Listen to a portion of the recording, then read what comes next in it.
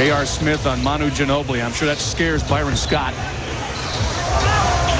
Down to Sterovich. Will give the Spurs their first bucket of this one. And we see two drives back-to-back by either team going to the basket, creating an open opportunity for a big guy on the perimeter. There's the speed of Parker on the other end of the floor, intercepting that pass intended for Dick Allen, feeding Ginobili for the tray, and the Spurs take the 5-4 lead. Well, I like how Tony is pushing the ball. Bowen for Ginobili. Duncan sets him a nice screen. Not a true little pick and roll, maybe a pick and stay. Duncan makes him pay. Oh, yeah, like a pick and pop. Totally comfortable. I mean, he has more confidence than I've seen in just about any high schooler who's come out in the recent history.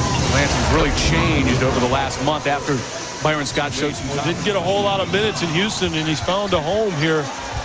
Ginobili made Nakbar pay on the other end for the deuce. So right now, the Spurs are exchanging baskets with this team. It's pretty easy for them to score. They're going to do the same thing on the defensive end that they're doing on the offensive end in terms of having success. The floor stayed in front of him and helped create the turnover. Here's Utrick again, getting deep underneath. Down to Sterovich. Ginobili had a poke three by Jacobson to JR, who returns to favor. 3-on-3, Ginobili finds Duncan, and he finishes off that square. You can only play Dick out so many minutes, but they need him on the floor. Another Hornet turnover. That'll be their 6th of the half.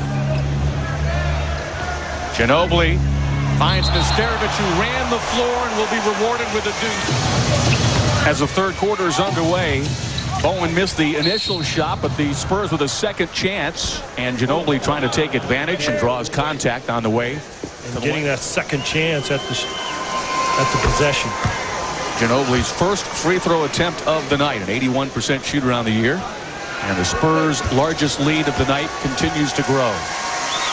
It's an important time for New Orleans coming out here. But the free throws weren't. Hornets have missed 7 of 12 as a team tonight. Here's Utrick for 3. And the Spurs back up to get off. I'll have them use a lot of strength. Here's Tim Duncan.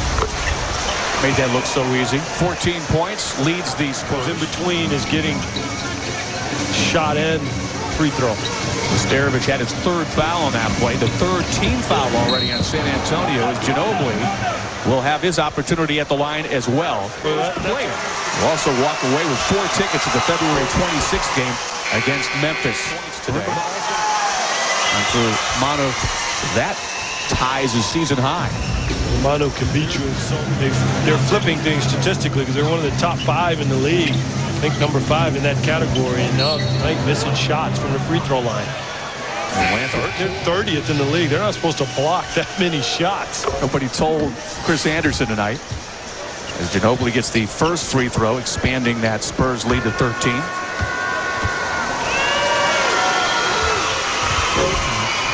And a second one as well. Spurs 11 of the year.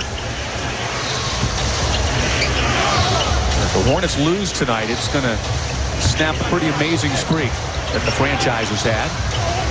Here's Ginobili, not to be denied. I mean, that play there is much more difficult than he makes it look. I mean, he takes a big step there, runs through like a running back, and just flips that thing up. The Hornets cough it up for their 12th turnover. No look to Duncan from Ginobili. The all-star connection, and the Spurs have the game's biggest lead at 90-70. Well, they just done this.